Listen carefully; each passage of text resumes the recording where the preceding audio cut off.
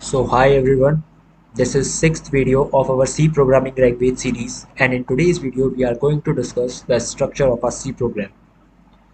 तो अभी आप अपनी स्क्रीन पर एक ब्लॉक डायग्राम देख सकते हैं जिसमें मैंने structure of a C program को 6 पार्ट्स में क्लासीफाई करा है। लेकिन उससे भी पहले ये समझते हैं कि structure of a C program होता क्या है।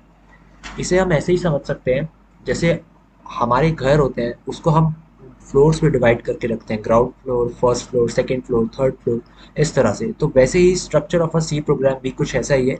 हम इसे डिफरेंट डिफरेंट लेवल्स में क्लासीफाई करते हैं। तो फर्स्ट आता है हमारा डॉक्यूमेंटेशन सेक्शन। पहले हम वहीं से स्टार्ट करते हैं। अब डॉक्यूमेंटेशन सेक्शन क्या होता है उसको समझते हैं।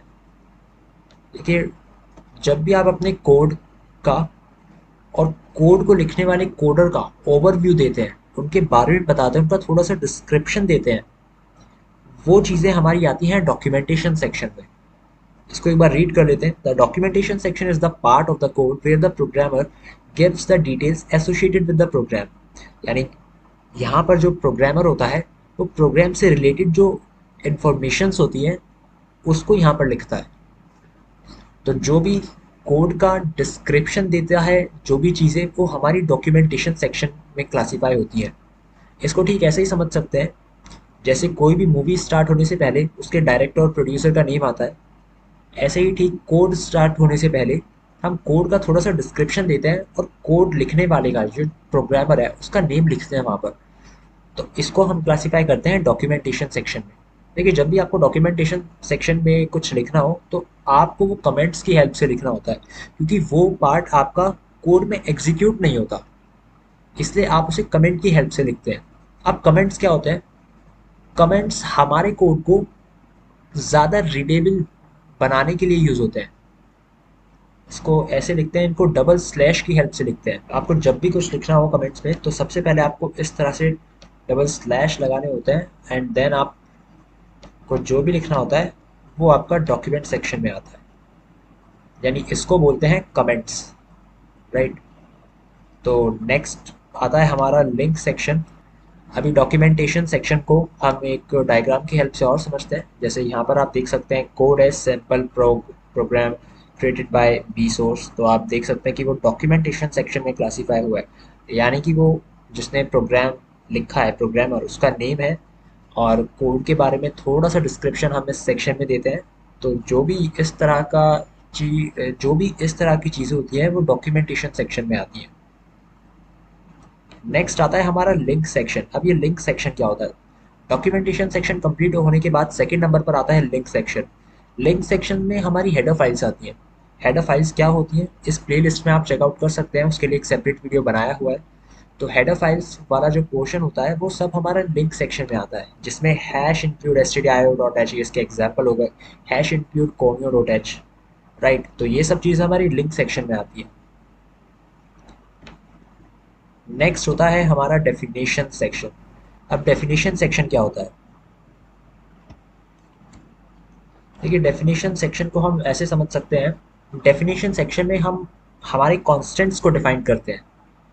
फॉर एग्जांपल, मुझे हम हमारे कोड में 10 टू 12 टाइम्स 3.14 वैल्यू को यूज़ करना है, और वो एक कांस्टेंट है। लेकिन 3.14 किसकी वैल्यू होती है? किस कांस्टेंट को हम 3.14 बोलते हैं? वो होता है पाई।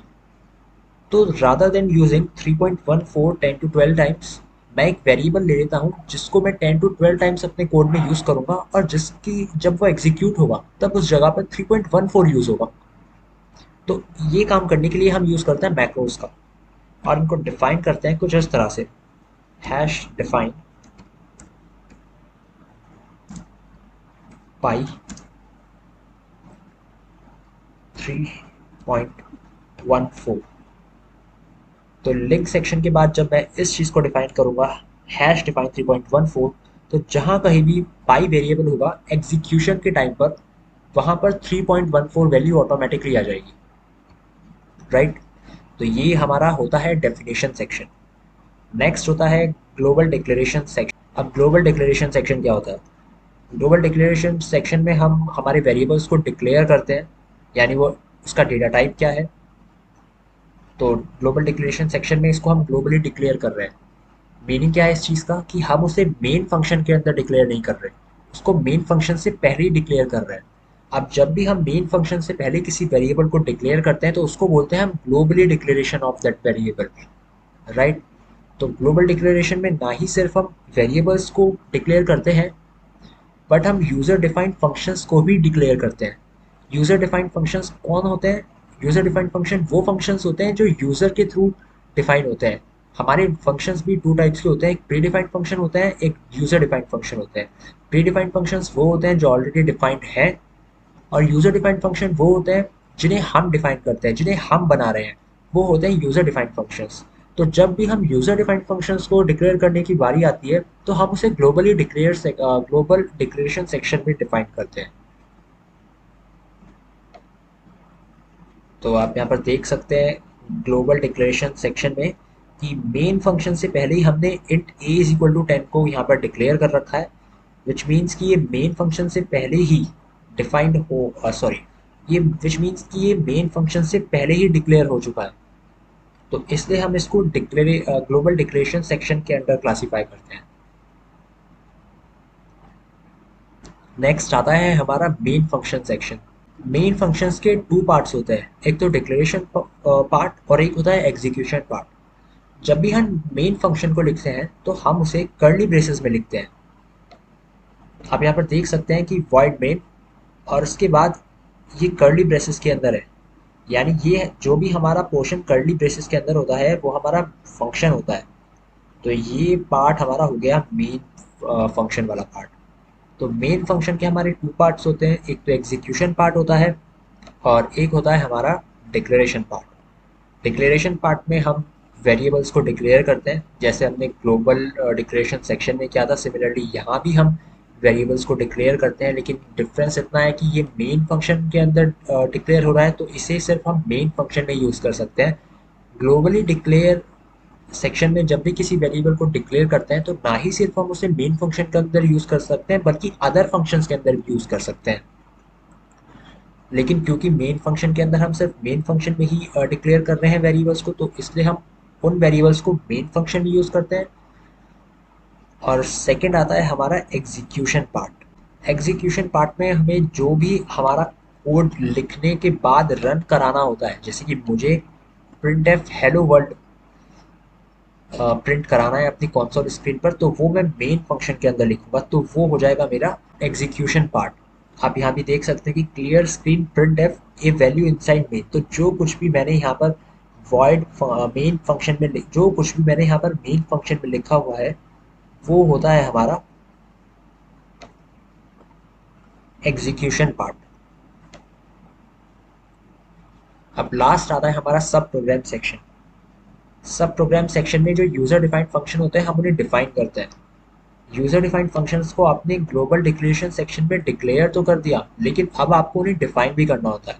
तो डिफाइन करते हैं हम सब प्रोग्राम सेक्शंस में, और ये आता है हमारा मेन फंक्शन के बाद। आप देख सकते हैं यहाँ पर ये एक वेरी फंक्शन डिफाइन और डिक्लेयर हो रखा है, और यहाँ पर ये गलती से वॉइड फंक्शन डेफिनेशन सेक्शन में डिक्लेयर कर रखा है, पर ये ग्लोबल डिक्लेरेशन सेक्शन में होना चाहिए था। मेन फंक्शन के बाद इसी फंक्शन को हमने यहाँ पर मेन फंक्शन के बाद डिफाइन भी कर रखा है। तो आप देख सकते हैं कि ये वाला जो पार्ट है इसको हम क्लासिफाई करते हैं एज ए सब प्रोग्राम सेक्शन। तो आई होप आपको आज के वीडियो में समझ आया हो। तो आज के वीडियो में बस इतना ही। तब तक कीप लर्निंग।